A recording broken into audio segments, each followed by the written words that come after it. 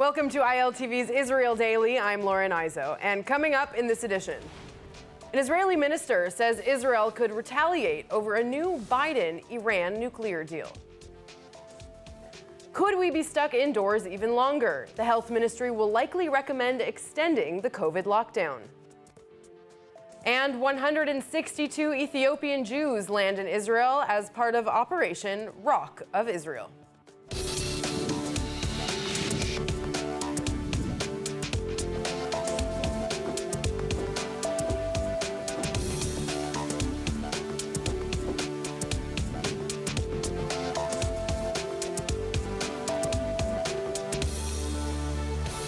In the latest escalation along the Israel-Gaza border, a military IDF engineering unit came under fire while operating in the buffer zone near Kisufim Crossing in the south of the Strip. According to troops, shots originating from Gaza were fired targeting their armored bulldozer. While no injuries were sustained, the gunfire did damage the vehicle. In response, the IDF announced they had fired on Gaza rulers' Hamas military positions after warning local Palestinian farmers with leaflets to evacuate the area. The IDF said shortly after the altercation that the incident was under control. Well, the rulers of the Gaza Strip, Hamas, are banning Palestinians from visiting a U.S.-funded hospital in the Israel border buffer zone. The U.S.-based evangelical Christian group called Friendships built its tent hospital called Camp Gaza over the past year and a half. They said this week they were ready to receive patients. In a post on the project's Facebook page, its members wrote that they were anxiously awaiting the coordination of patients from the Ministry of Health in Gaza. But the Palestinians say it is not enough. They want the hospital to provide health care services like chemotherapy, blood disease care, and other treatments unavailable in the Strip. Patients needing these services have to seek treatment in Israel or the West Bank through a complicated permit system. Instead, the hospital said it was offering services already available in Gaza, which the Palestinians said was disappointing. Admin for the hospital say they are working on expanding services and that they hope to operate the facility for the coming decade. Well, after airstrikes targeted Iranian militia in Syria on Tuesday, a senior U.S. official is claiming that the Israeli attacks were carried out as a result of U.S. intelligence. While it's widely believed that Israel is responsible for many recent hits on Iranian targets in Syria, the public admission of coordination between Israel and the U.S. on these strikes is extremely rare. The U.S. official who requested anonymity while speaking about sensitive national security matters said Secretary of State Mike Pompeo discussed the airstrike with Mossad chief Yossi Cohen, and that they had a public meeting in a popular Washington restaurant, Milano, earlier this week. Britain-based Syrian Observatory for Human Rights said 40 people were killed in the Tuesday strike, including 9 Syrian troops, and the rest were Iran-backed fighters. It said 37 were wounded. Well, a minister in Netanyahu's Likud party didn't directly comment on Israel's involvement in Tuesday's airstrikes, but gave a stern between-the-lines warning. Tzachi Hanegbi told Israel's Kan News channel that Israel would attack Iran's nuclear program if President-elect Joe Biden re-enters the JCPOA Iran nuclear agreement. He said Israel will not be left alone again in the fight against Iran. Listen.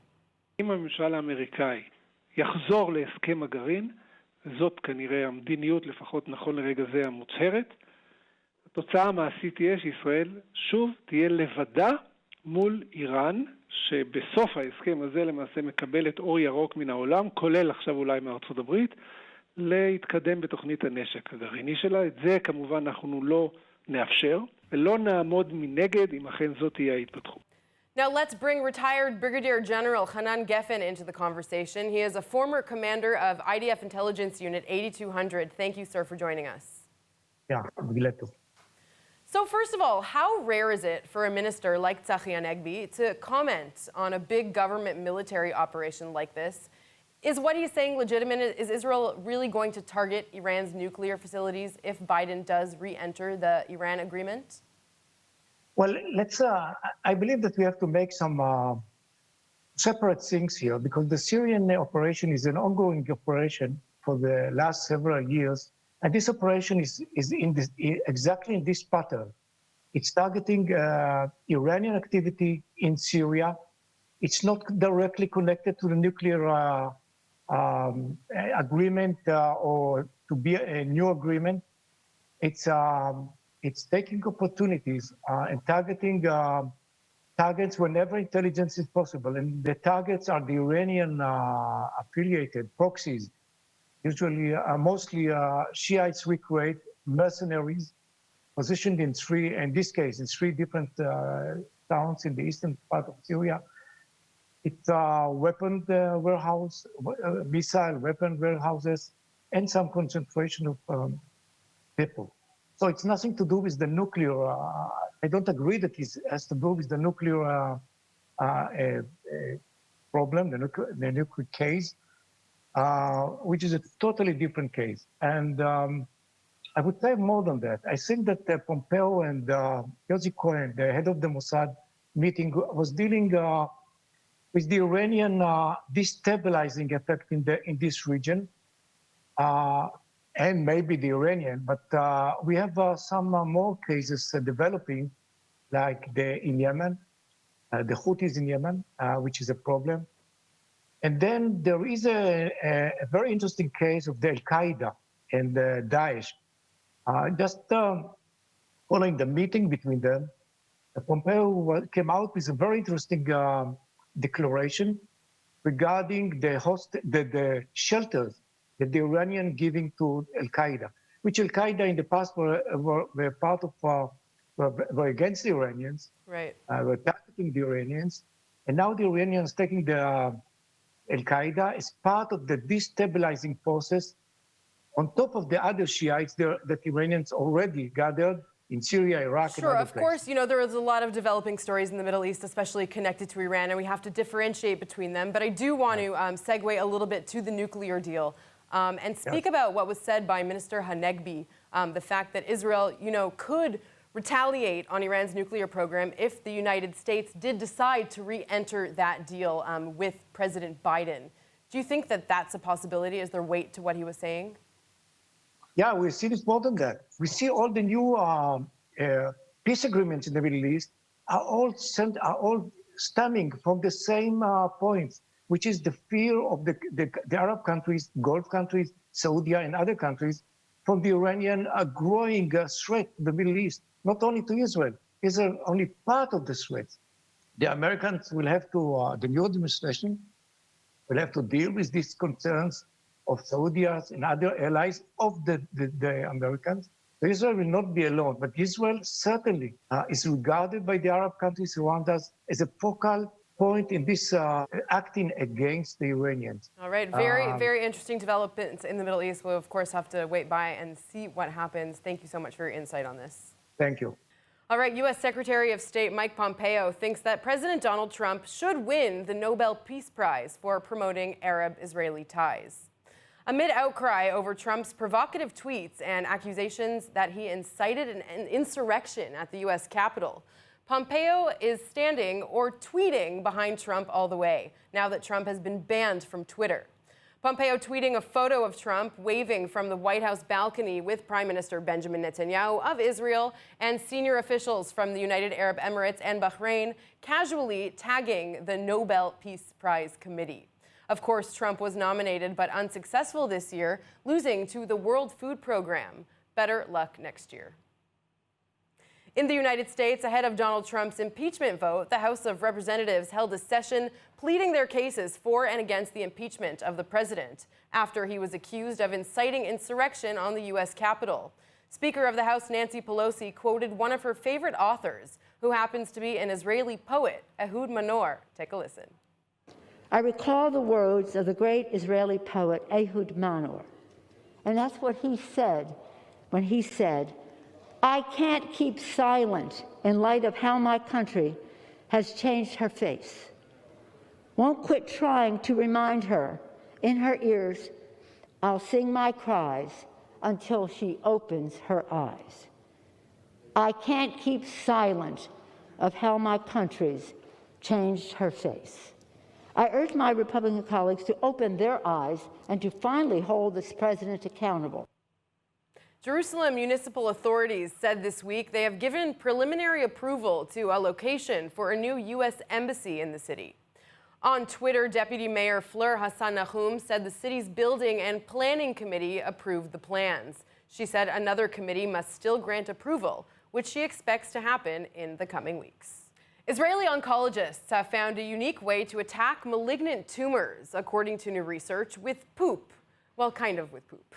Doctors say they have successfully fought cancerous tumors by changing the gut microbiome. According to senior oncologist Dr. Ben Boursi, who led the study, immunotherapy currently works for around 40 to 50% of patients. Researchers anticipate that with the help of this revolutionary treatment, they'll see as many patients as possible, transforming from non-responders to responders, adding that this is the first time in the world a study like this has been successfully carried out. Dr. Gal Markel and Erez Baruch worked on the research along with Dr. Ben Boursi, who led the study, and he joins us now. Thank you so much for joining us. Thank you. So first of all, please explain to our viewers exactly what is microbiome and how can it change the way tumors are treated according to your research? So we know that the gut bacteria affect us humans in many ways. And among other things, they also affect the development of the immune system. We already knew from previous studies that cancer patients who respond to immunotherapy, which is a treatment that stimulates the immune system against the disease, have different gut microbiota composition compared to patients who do not respond to treatment. And we also knew from animal models of mice with melanoma, which is a type of aggressive skin cancer, that mice that received gut microbiota from human patients who responded to immunotherapy, they also respond to this treatment, while mice that received gut microbiota from human patients who did not respond to immunotherapy, they did not respond to such a treatment.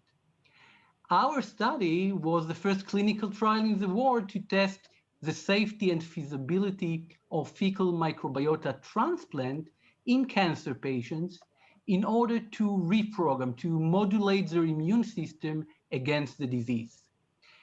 What we've done, we took 10 patients with metastatic melanoma who had exhausted all existing treatment lines, and among other things, they failed immunotherapy. And we implanted them with gut microbiota from metastatic melanoma patients that from metastatic melanoma patients who had recovered from their disease. As part of the study protocol, we first eliminated the original gut microbiota by using antibiotics in order to allow the engraftment of the transplant. Next, we implanted the donor microbiota through colonoscopy. We wanted to make sure that there is contact between the new microbiota and the gut mucosa. And finally, we resumed the previously failed immunotherapy along with additional microbiota transplant, this time in the form of tasteless and odorless pills. So when do you foresee that this could be readily available for people who might really need it? You know, we are currently continue to enroll patients in our metastatic melanoma study. We are also adding patients with other diseases, other types of cancer. We recently opened a study for lung cancer, but we also continue the basic science work in the lab in order to understand the biological mechanisms behind the immune response and to understand how to match donors with recipients. You should remember, however, that the composition of the gut microbiota is not the only factor that determine response to treatment. There are tumors with what we call primary resistance to treatment. So, for example, because of mutations in cancer genes that prevent the tumor from eliciting an immune response. In some of the patients in our study who did not respond to the transplant, we identified such genes. So one should understand the set of factors involved, both the genetics of the tumors, the genetic of the host, and the gut microbiota. Okay, Dr. Ben Boursi, thank you so much. All right, due to the current national health crisis, the Prime Minister's corruption trial has been delayed yet again. Dozens of demonstrators clashed with police outside the Prime Minister's residence in Jerusalem on Wednesday. The original trial for bribery, fraud, and breach of trust, all charges he denies, was supposed to begin this week. Each time that there is a trial, that he must stand for a trial, he's not coming, or he's making a closer for Israel or something, and we are really mad at him. 6 days. That's how long it's been since Israel entered its third COVID-19 lockdown since March. It was supposed to be in place for 2 weeks, but with the infection rate continuing to rise at shocking rates, it looks like we may have to stay home just a little bit longer. Chana Rifkin reports. Nearly 9,400 people were diagnosed with coronavirus on Wednesday, one of the highest numbers of new daily cases since the start of the crisis. Of the more than 120,000 people who were screened, 7.9% tested positive. This is the third day in a row with more than 9,000 new cases. Of the people in the hospital, 1,123 are in serious condition, including 280 on ventilators. 3,846 Israelis have died, including 49 on Wednesday alone. The country is also 1 week into a nationwide lockdown, but so far cases are not declining.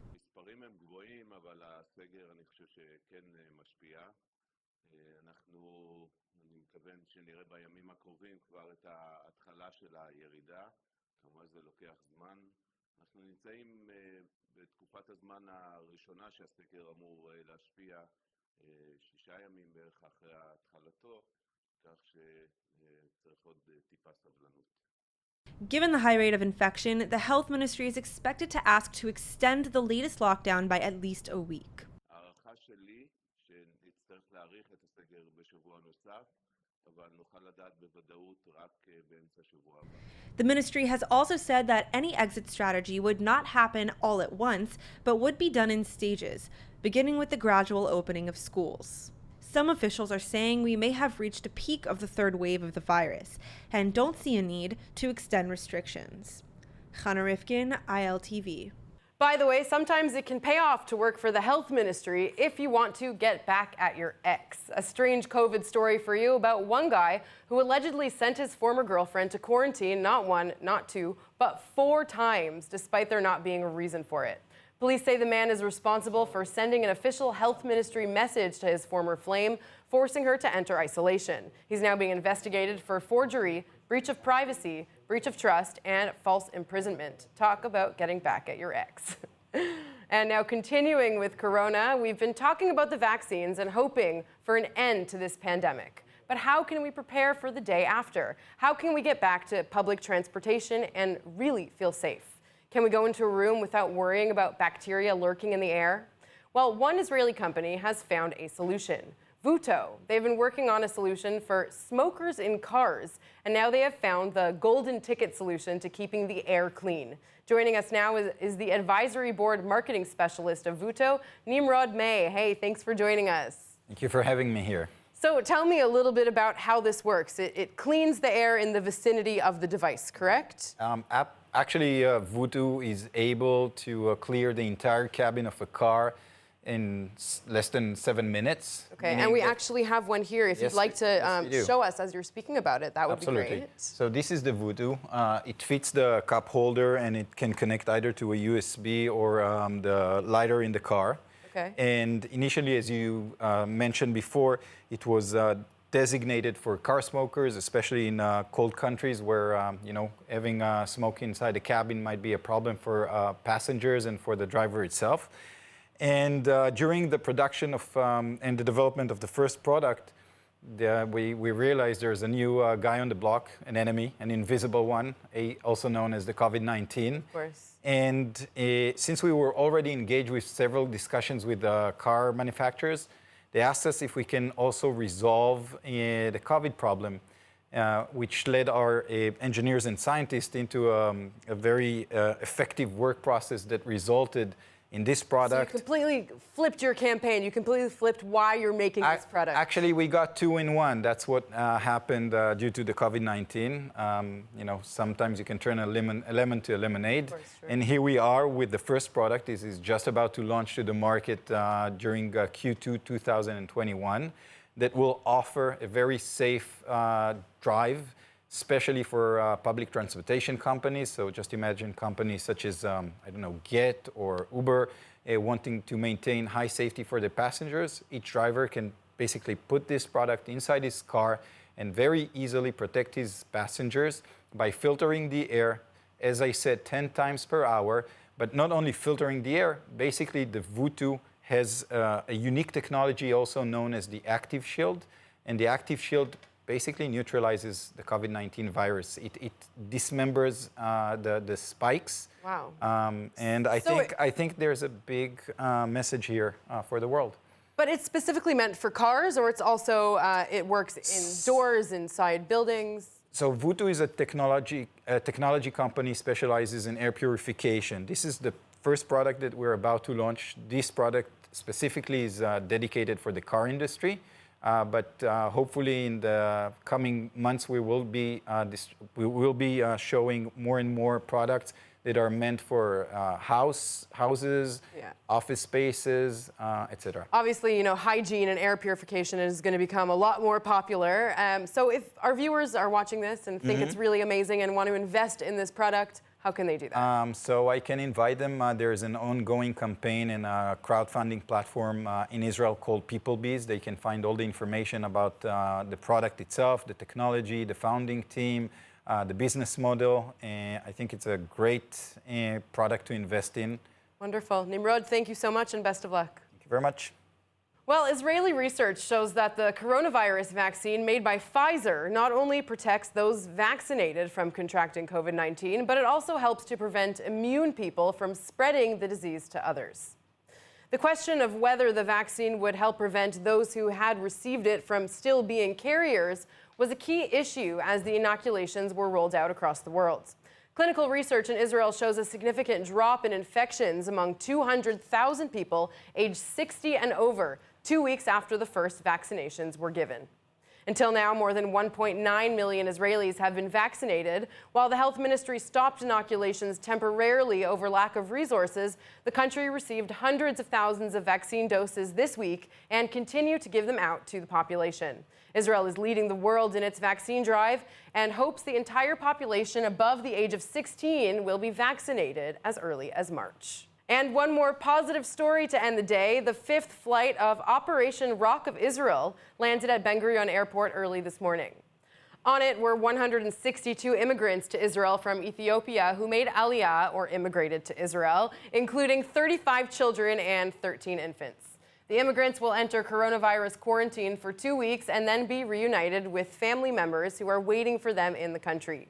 Aliyah Minister Pnina Tamano-Shata has spearheaded efforts to bring the remaining Falash Mura Jewish community members from Ethiopia to Israel. She spent time there last month to coordinate the arrival of 2,000 immigrants who were authorized to make Aliyah 2 months ago.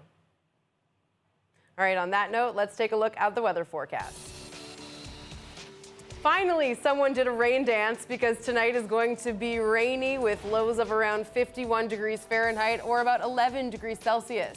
And then showers and more rainy weather are expected to continue for the rest of the weekend with average highs of about 62 degrees Fahrenheit or about 17 degrees Celsius. If you're in Eilat, however, you will have clear skies and spring weather throughout the weekend.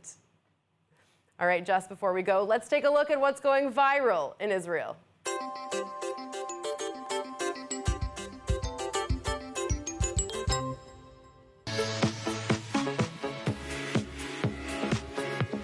All right, as far as I understand, that is an Israeli soldier who finished his army service, and to celebrate the end of his service, he went to jump out of a plane. And in the air, he cut his army ID, which is sort of tradition for soldiers when they finish the army to cut their IDs. All right, that's it for today's news.